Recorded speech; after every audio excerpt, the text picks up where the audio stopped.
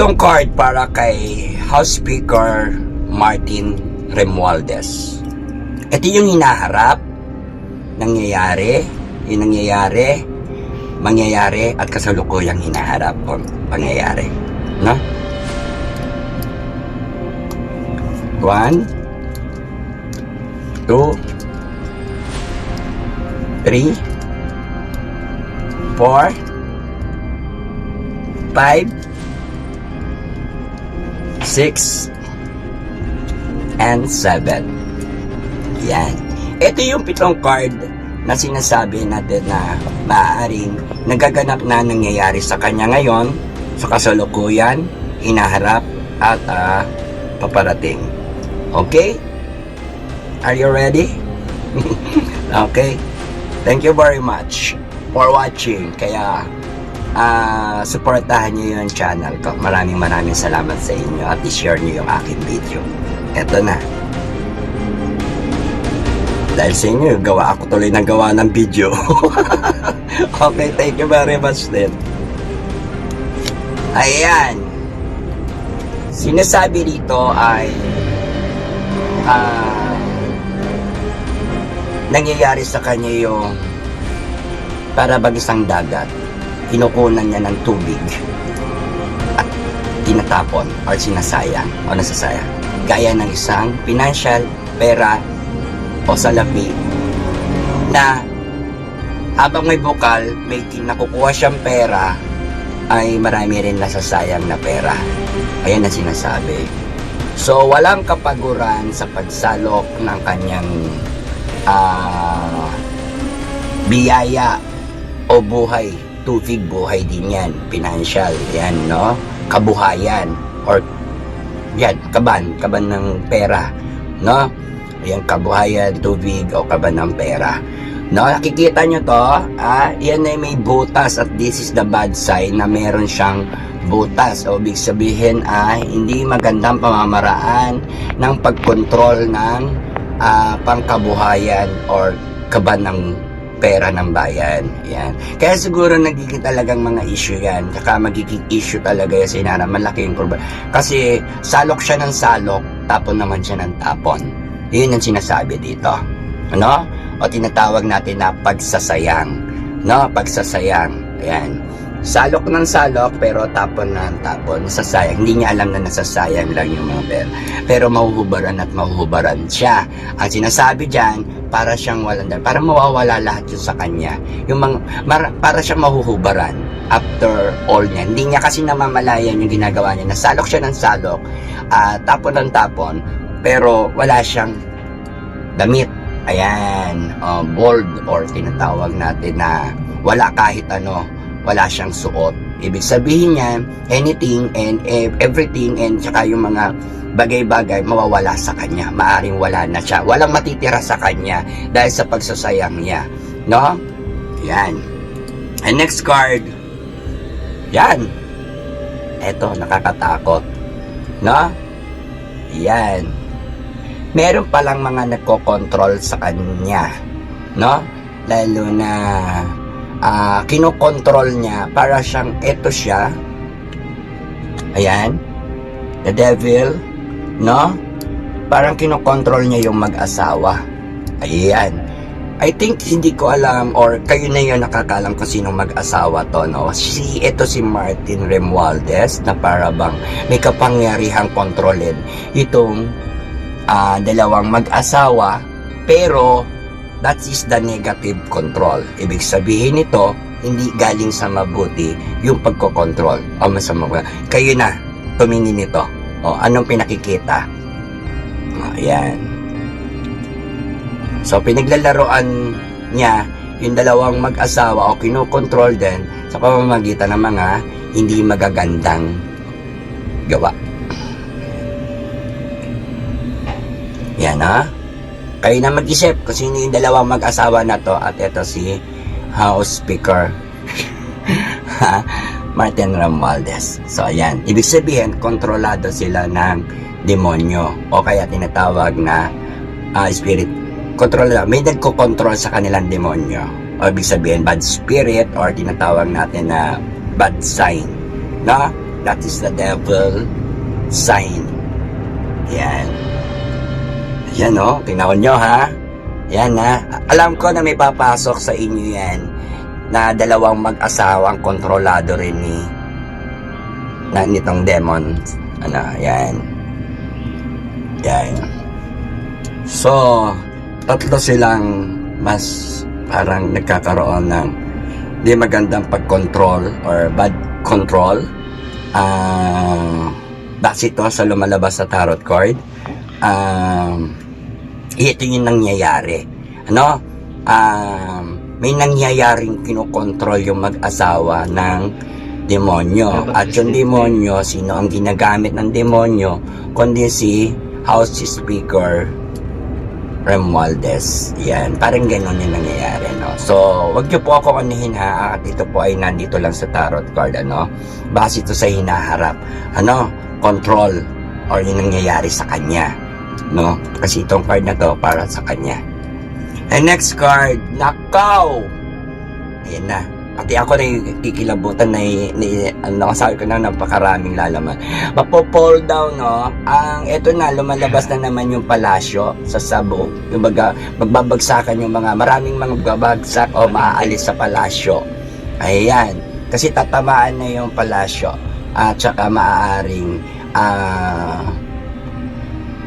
tawag dito, hindi maganda yung sign ng palasyo. Babagsak yung mga tao na mawawasak yung mga samahan nila doon o yung mga nagtatrabaho, yung whatever. Kung ano. This is the bad sign din.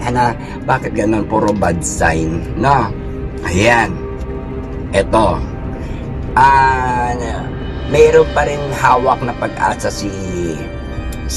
humahawak ng pag-asa si House Speaker Martin Romualdez. Malalagasan lang siya pero hindi mauubusan. So, yan tinatawag na hawak pa rin niya yung pag-asa. So, meron pa rin siyang hawak-hawak na pag-asa at umaasa siya doon sa kanyang family tree or pinagkukunan ng kanyang pangkabuhayan o whatever na inaasahan. Ayan. Dahil sa inaasahan niya at gusto niya maasam-asam, hawak niya yung pag-asa. No? Ayan. The Wands. Ace of Wands. Ayan. And next card. Ayan.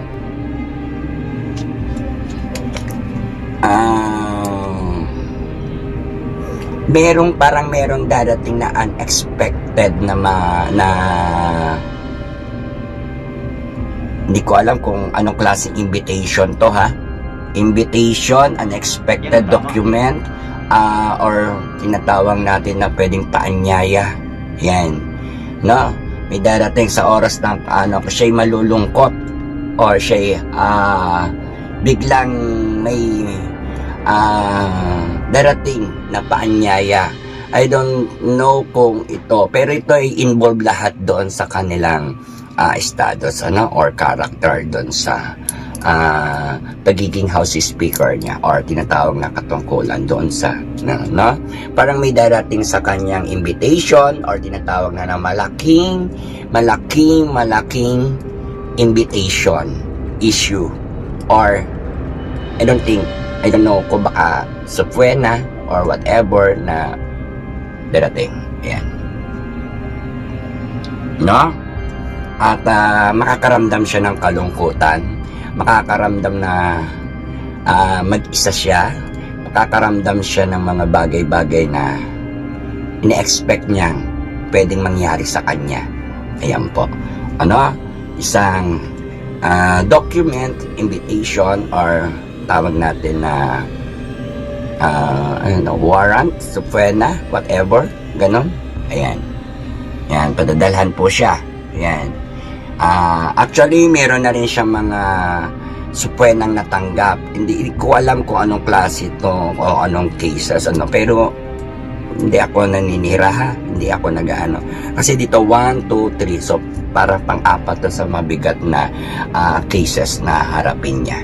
Ayan. At tingnan niyo siya, nalulumbay na malungkot. Ayan. Ayan. So, bumabagal yung karir niya. Yung takbo ng karir niya ngayon bumabagal. Pero, nandun pa rin yung pag-asa niya na maharap siya sa competition of slow but surely doon sa kanyang ginagawa. No? So, ang karakter niya ay nag-slow habang nag-iisip siya. No? Tumatakbo habang nag-iisip. Ayan. Ito na yung the last card na masyado ng depression siya, masyado ng 50-50 yung kanyang style kasi para siyang hinating buwan at araw, stress, consumption, and full energy but not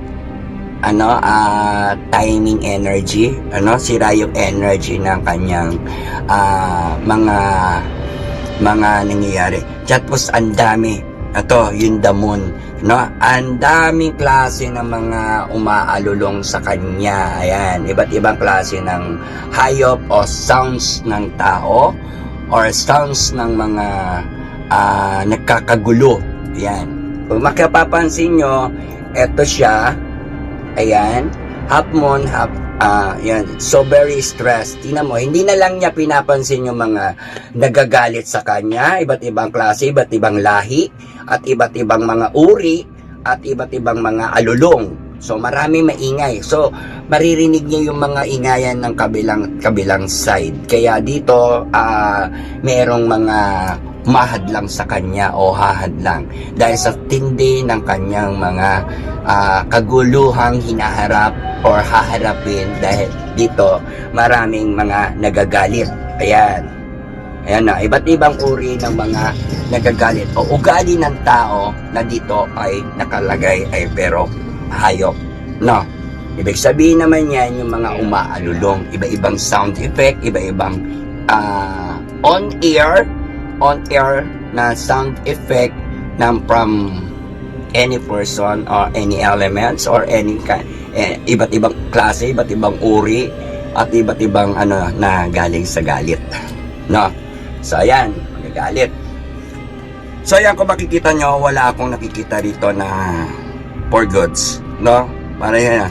So nakakatakot yung mga card niya, nakakakilabot at saka may nagko-control na demonyo. Ayan talaga yung topic dito, no?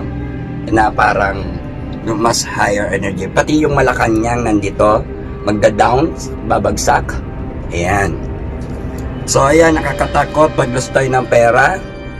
Oh, salok ng salok hanggat may tubig ang balon. At tinatapon lang, o natatapon lang. No? Ayan. Tapos, kaguluhan.